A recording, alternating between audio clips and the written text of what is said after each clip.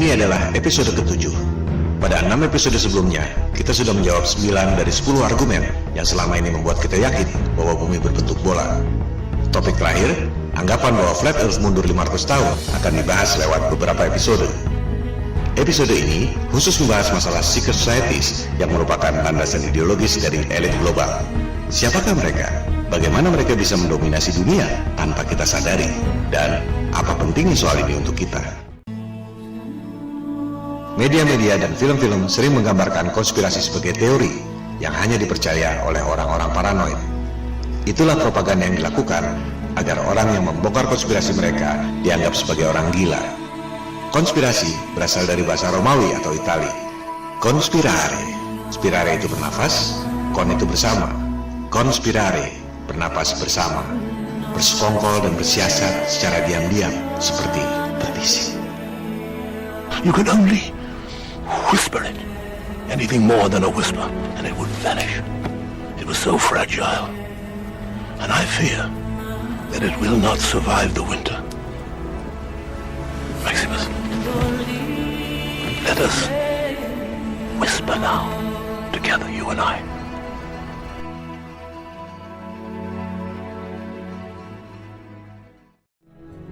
Istilah konspirasi populer lewat peristiwa tewasnya Julius Caesar.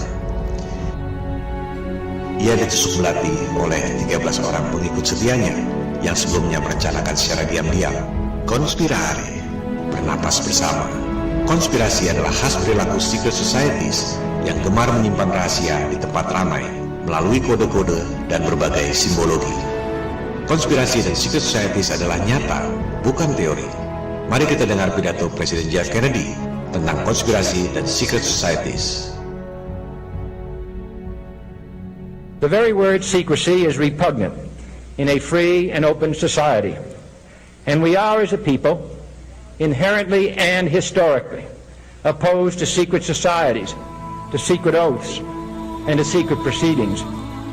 For we are opposed around the world by a monolithic and ruthless conspiracy that relies primarily on covert means for expanding its sphere of influence, on infiltration instead of invasion, on subversion instead of elections, on intimidation instead of free choice. It is a system which has conscripted vast human and material resources into the building of a tightly knit, highly efficient machine that combines military, diplomatic, intelligence, economic, scientific, and political operations. Its preparations are concealed, not published. Its mistakes are buried, not headlined. Its dissenters are silenced, not praised. No expenditure is questioned, no secret is revealed. That is why the Athenian lawmaker Solon decreed it a crime for any citizen to shrink from controversy. I am asking your help in the tremendous task of informing and alerting the American people, confident that with your help, man will be what he was born to be, free and independent.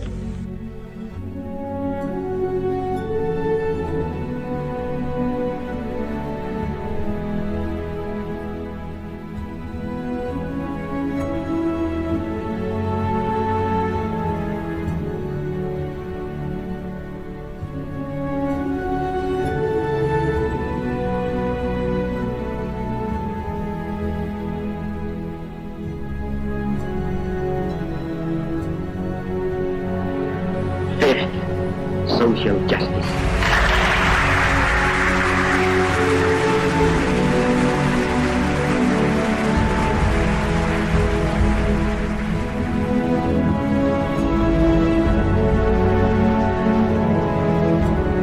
I hate imperialism. I detest colonialism.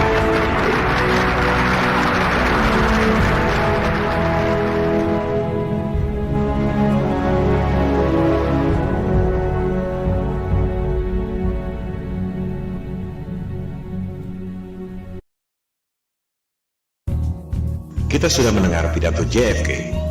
Konspirasi dan secret societies adalah nyata, bukan teori. Dunia tak seperti yang kita kira.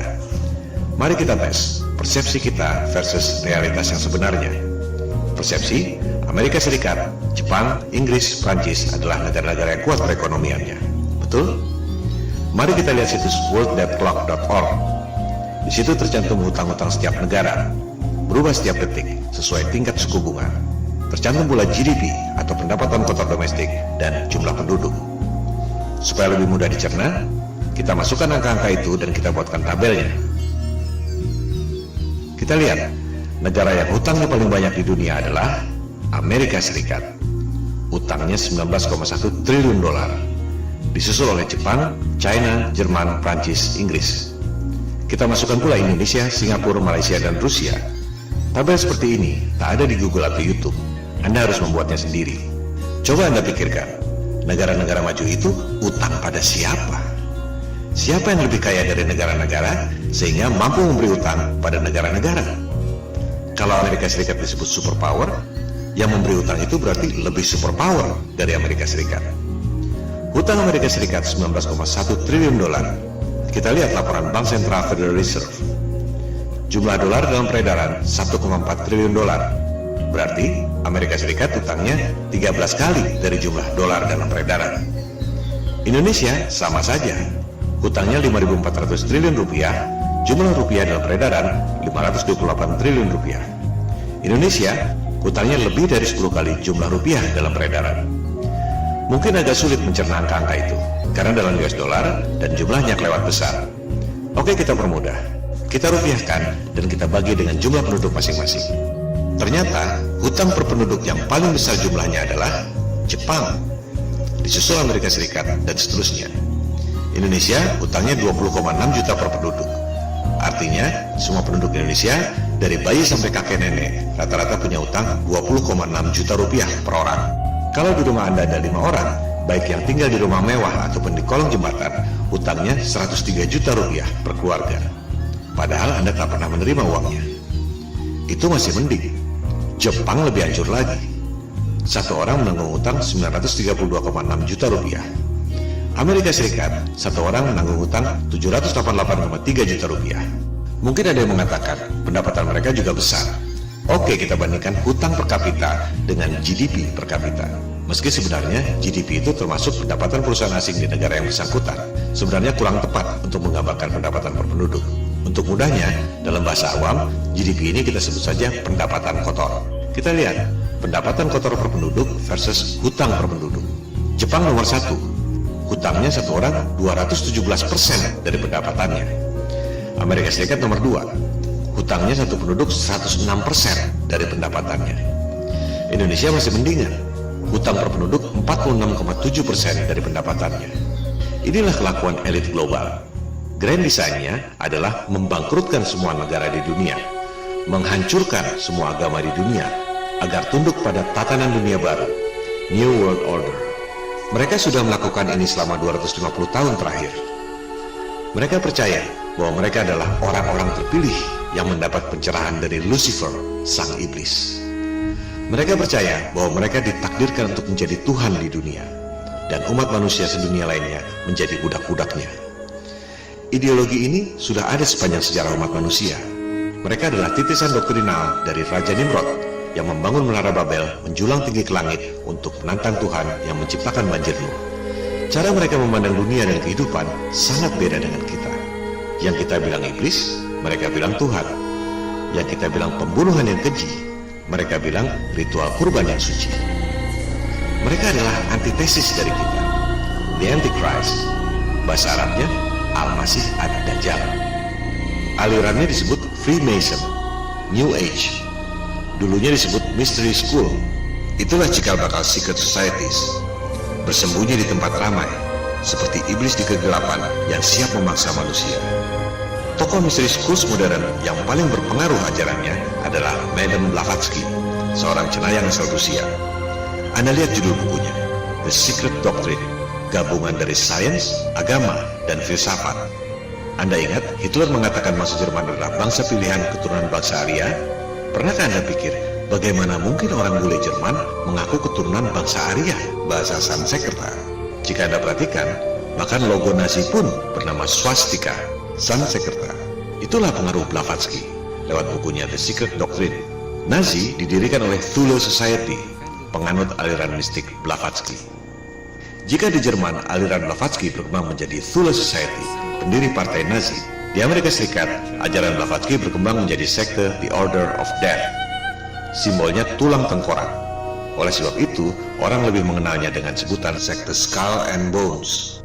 George Bush, baik yang senior maupun yang junior, dua presiden Amerika Serikat, adalah anggota sekte Skull and Bones Yale University. His name in the Yale University Secret Society Skull and Bones, better known to you as President George Bush. Now, for the first time in the history of that Yale club, two of its former members will go head-to-head for the presidency. Also the first time in the history of that slightly less secretive organization, the United States of America. That's right, John Kerry was also in Skull and Bones. In a moment, a journalist at Yale who has removed some of the unknowns from the bones. First, who are these people? Skull and Bones dates to 1832. It was, in fact, a reaction to a secret society, the Masons, then much more influential than they are today. New members, the neophytes, are expected to do things like lie in coffins and wrestle in mud and kiss a skull and confess their sexual histories in front of the group. Once you're in, you're in.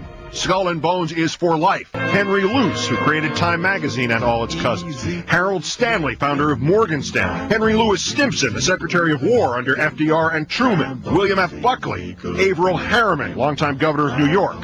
And then there are the presidents. William Howard Taft, whose father Alfonso had helped found the group and whose son Robert was a senator.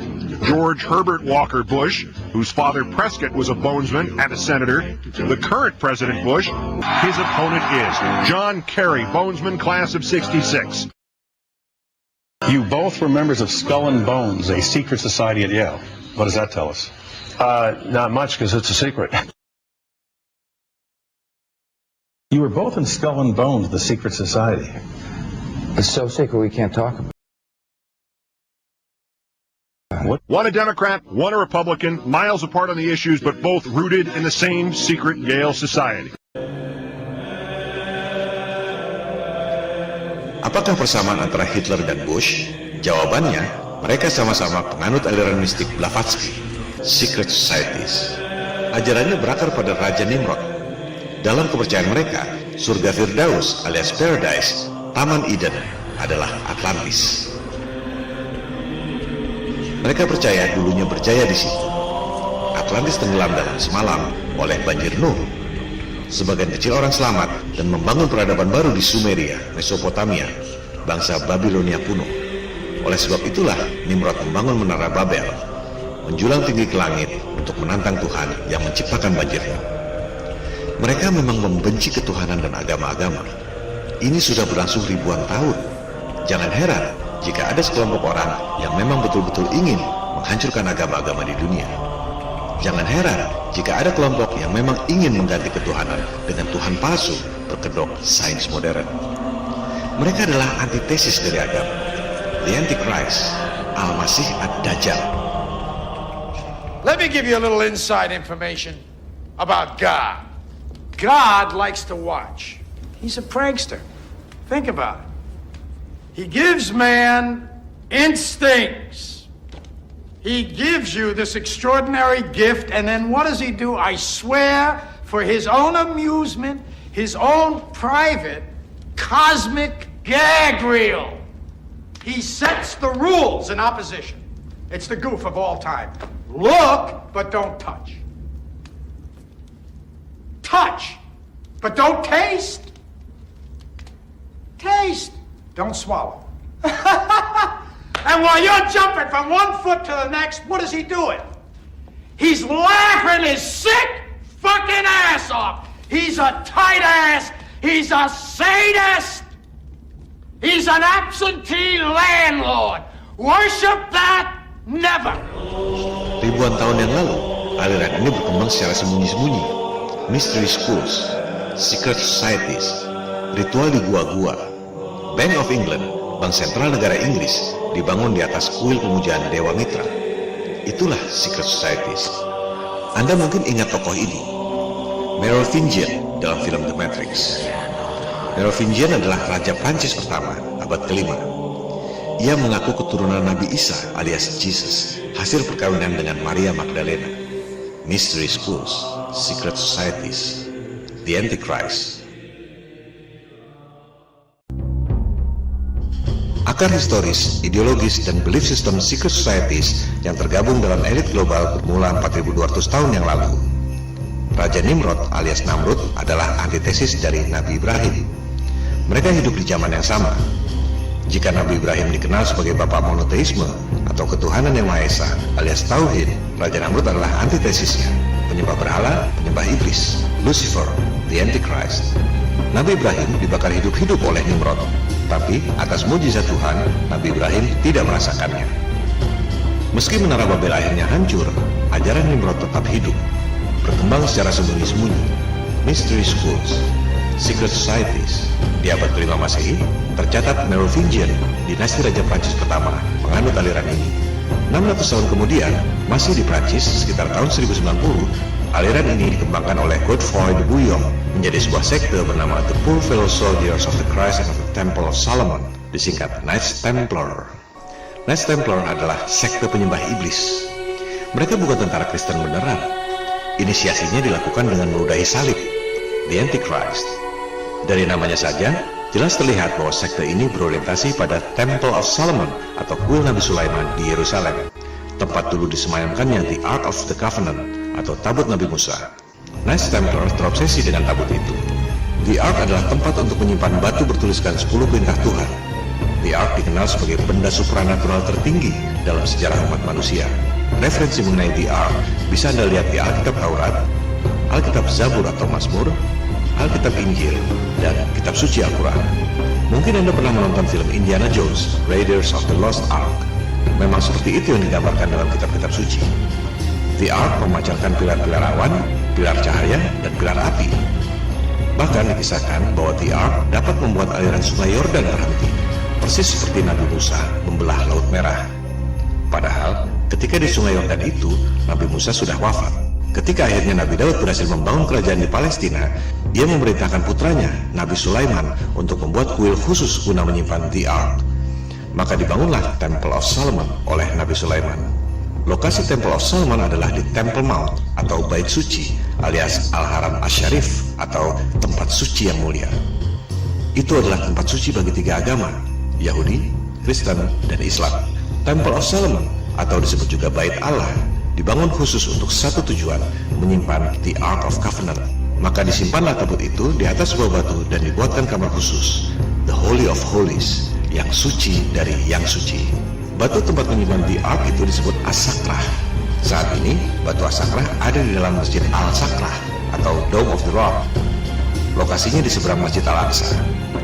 Batu As-Sakrah ini, tempat dulu disemayamkannya tabut Nabi Musa, juga dipercaya sebagai tempat di mana Nabi Muhammad menjalankan Mi'raj melewati langit ke-7. Ketika awal-awal umat Islam menjalankan ibadah sholat, kiblatnya adalah Yerusalem, di Baitul Maqdis itu. Baru kemudian ketika di Madinah, turun wahyu yang memerintahkan pindah kiblat ke Ka'bah. Luar biasa, kota suci 3 agama. Temple of Solomon dibangun oleh Nabi Sulaiman sekitar tahun 900 sebelum Masehi.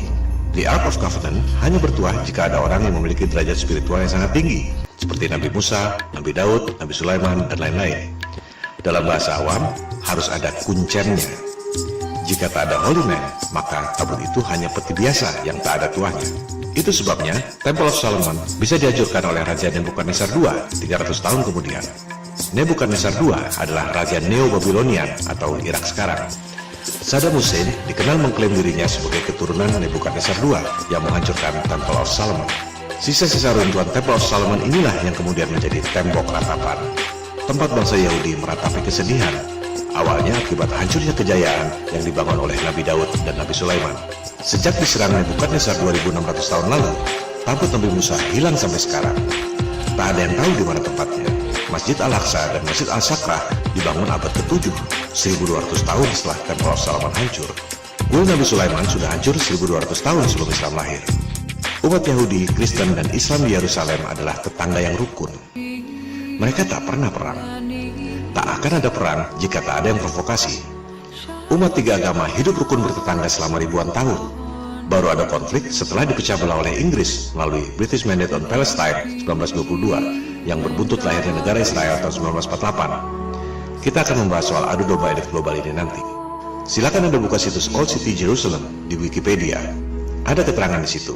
Ketika Khalifah Umar bin Khattab tiba di kota suci Yerusalem, ia justru disambut hangat oleh otoritas agama Kristen di Yerusalem. Tak ada perang. Justru Umar dianggap sebagai pelindung dan penyelamat kota Yerusalem oleh pimpinan tertinggi agama Kristen di situ, yaitu Sophronius. Umar dipersilakan melaksanakan sholat di gereja Yerusalem, tapi Umar menolak karena takut suatu saat umat Islam mengklaim gereja itu sebagai tempat sholat. Umar sholat di luar gereja dan menulis surat kepada otoritas agama Kristen di situ yang isinya melindungi gereja dan melarang umat Islam mengklaim gereja itu. Inilah contoh nyata keteladanan kerukunan umat beragama yang tak diajarkan di sekolah.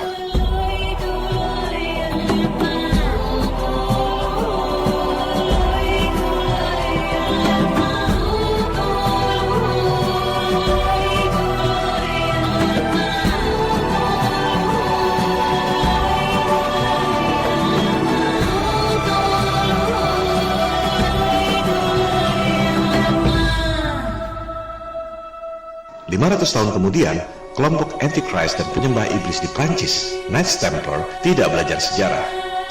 Mereka terobsesi dengan kesaktian tabut Nabi Musa yang mereka baca di Alkitab. Mereka pikir tabut itu masih ada di Yerusalem, di lokasi Masjid Al-Aqsa dan As-Sakrah. Betapa bodohnya, mereka tidak tahu Temple of Solomon sudah hancur 1600 tahun sebelumnya oleh bangsa Neo-Babilonia. Tak ada sangkut pautnya dengan umat Islam yang baru lahir 1200 tahun setelah Temple of Solomon hancur. Kelompok Antichrist Knights Templar ingin mengambil tabut Nabi Musa di Yerusalem untuk kekayaan dan kejayaan pribadi. Mereka butuh uang dan butuh dukungan politik. Maka disebarlah fitnah bahwa umat Islam merampok umat Kristen yang berziarah ke Yerusalem, sehingga melahirkan perang salib selama 300 tahun. Adu domba umat beragama dimulai oleh Knights Templar yang melahirkan warisan kebencian 1000 tahun di antara umat Kristen dan umat Islam. Aliran Raja Nimrod ini memang membenci ketuhanan dan agama, mengadu domba umat beragama untuk memperoleh kekayaan dan kejayaan. Perhatikan nama awalnya, The Poor Fellow Soldier. Mereka tadinya adalah tentara miskin. Logonya satu kuda 2 orang karena tak mampu beli kuda sendiri. Melalui adu domba umat beragama yang melahirkan perang salib 300 tahun, sekte penyembah iblis yang awalnya satu kuda 2 orang itu menjelma menjadi The Bank of Europe. Knights Templar memiliki jaringan dari Eropa sampai Timur Tengah. Dibuatlah sistem cek perbankan dan letter of credit yang kita gunakan sampai sekarang, The Bank of Europe. Fortune and glory, kid. Fortune and glory. Knights Templar kemudian memberi hutang pada raja-raja, termasuk Raja Prancis. Jurus membangkrutkan negara lewat hutang sudah dimulai 1000 tahun lalu oleh Knights Templar. Elit global hanya meniru apa yang dilakukan Knights Templar 1000 tahun lalu. Mereka tak peduli perang selama 300 tahun, tak peduli memakan korban jutaan orang. Yang kita anggap sebagai perang yang mengerikan, buat mereka adalah pesta yang mendatangkan banyak uang. Yang kita anggap sebagai pembunuhan yang keji, mereka anggap ritual kurban yang suci. The Antichrist, Al-Masih Ad-Dajjal.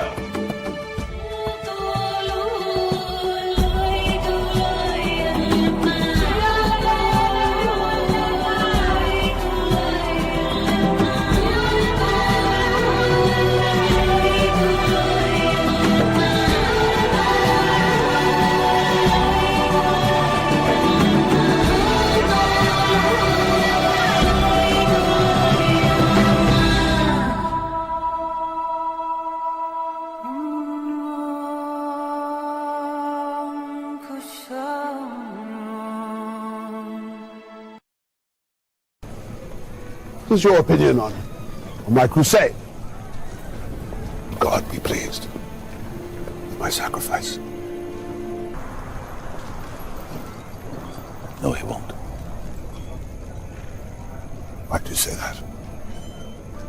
The massacre at Akrasaya. Speak up! When you had us herd 2,500 Muslim men, women, and children together, the young woman at my feet, with her hands bound, she looked up at me. It wasn't fear in her eyes. It wasn't anger. It was only pity. She knew that when you gave the order, our blades would descend upon their heads. That in that moment we would be godless. All of us. Godless.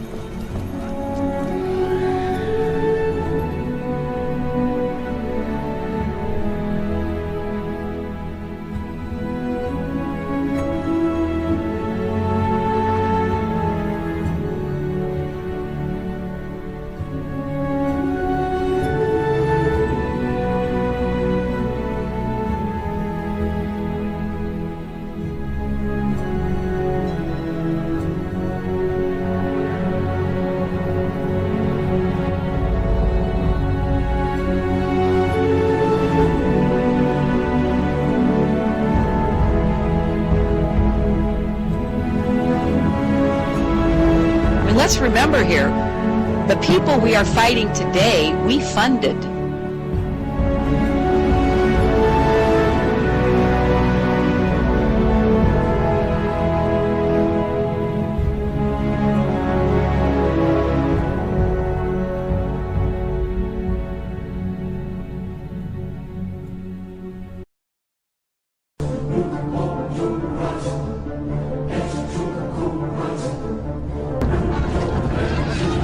In the name of the cross, women were raped and murdered.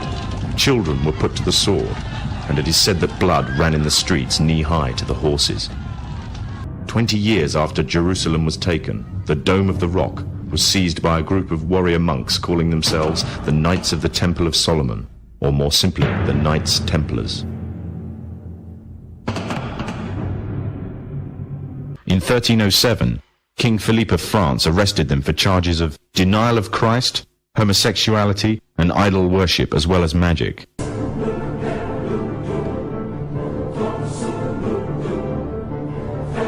Pope Clement V declared all Templars as heretics to Christianity, ordering all their properties to be seized.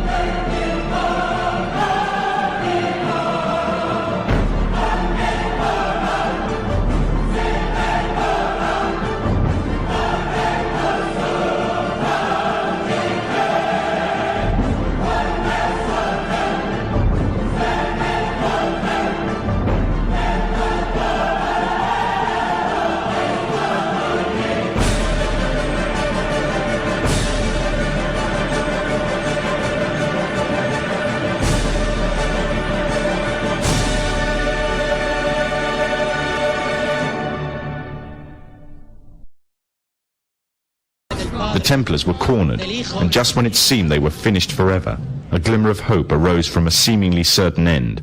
They were to find a safe haven as well as an ally. But not in France. In fact, in a country in a desperate struggle for independence against the English. The country of Scotland.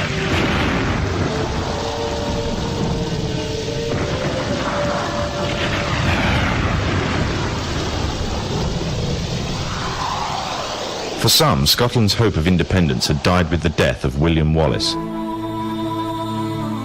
However, to the King of Scotland, Robert the Bruce, the arrival of the Templars gave him a new secret weapon.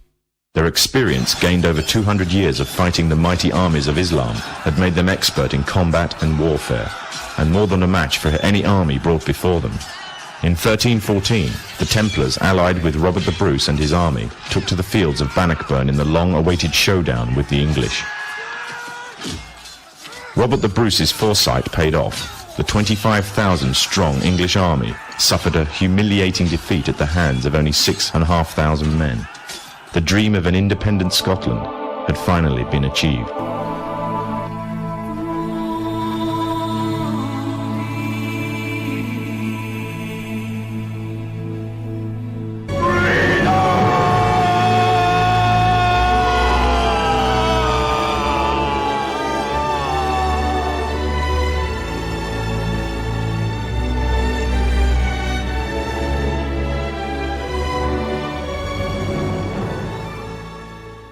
The Templars had brought themselves back from the brink of destruction, and never again would they allow themselves to be destroyed. This time, they would control the country by controlling its kings.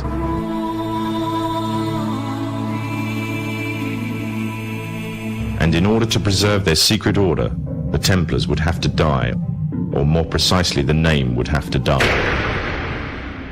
Their descendants became the true power of Scotland. In 1603, the death of Queen Elizabeth I left England without an heir to the throne. By virtue of descent, King James V of Scotland became King of England. In doing so, Scotland and England joined to form a new kingdom, and the power that the Templars held over Scotland spread to give them a firm grip on the whole of Great Britain.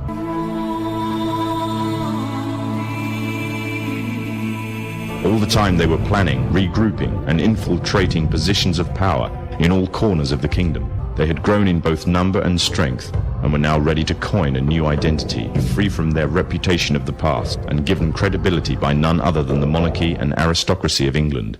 And the name they chose for themselves was a name that would be known by many, but understood by a few. This new name, the Freemasons. Demikian klip yang sangat bagus dari topinfopost.com. Sengaja saya cuplik agar jelas bahwa semua yang saya sampaikan dalam pemaparan konspirasi bumi datar ini bukan pendapat atau opini saya sendiri, melainkan hasil riset. Saya hanya merangkum dan memperjelas. Sulit memahami flat earth jika tidak paham elit global. Kita tak akan paham elit global jika tak paham ideologi dan akar historis secret societies. Elit global, sains modern, termasuk dogma bumi mengelilingi matahari, berakar pada hal yang sama, abad pencerahan Eropa. Anda mungkin pernah menonton film The Godfather, Mafia. Yang mungkin Anda tidak tahu, The Godfather yang sesungguhnya adalah yang melahirkan abad pencerahan Eropa. Keluarga de Medici di Florenza, Italia. Awalnya pun sama. Orang yang terlahir miskin bisa menjadi sangat powerful dan kaya. Dari situlah kemudian lahir sains modern, dogma bumi mengelilingi matahari, dan dominasi ekonomi dunia. Florence, 1389. A boy is baptized into a medieval world. He was not of noble birth. He was the son of a local merchant. His name was Cosimo de' Medici.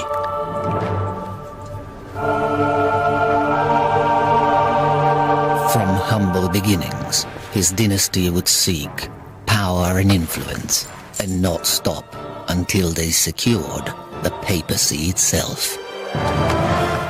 Theirs was a world where power came at a price.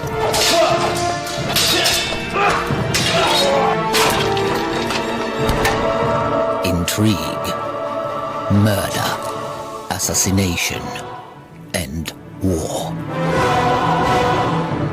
But the city of Florence was also a cauldron of creativity. And for the greater glory of the family, the Medici would protect and pay for the greatest artists and thinkers of their age.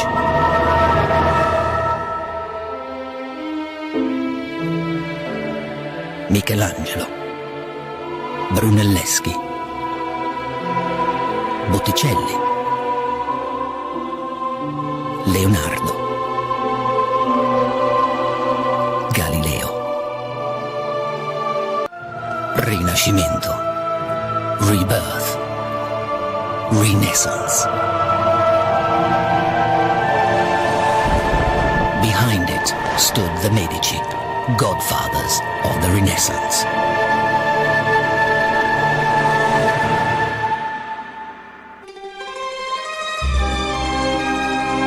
Anda lihat sendiri, para arsitek abad pencerahan Eropa seperti Michelangelo, Leonardo da Vinci, Galileo adalah anak asuh sang godfather, the Medici. Dari situlah lahir istilah Freemason, tukang batu yang berpikiran bebas. Dogma bumi mengelilingi matahari dimulai dari situ. Diajarkan di sekolah-sekolah sejak abad ke-16, meski sebenarnya Galileo tak dapat membuktikan teorinya.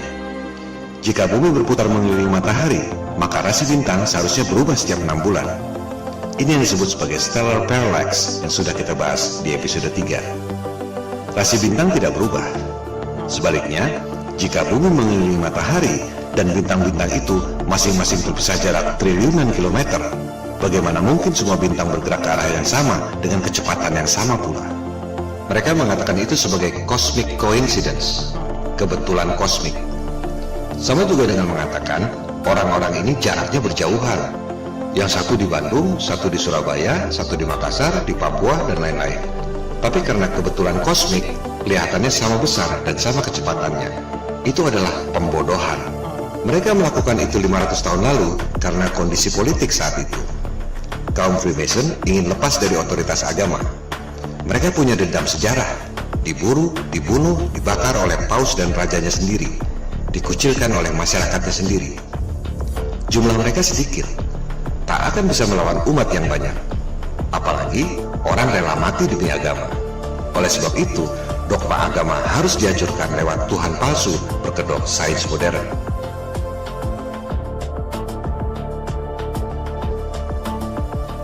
And tonight I want to emphasize that 500 years of science have demonstrated that God, that vague notion, is not likely. It's irrational to believe in God.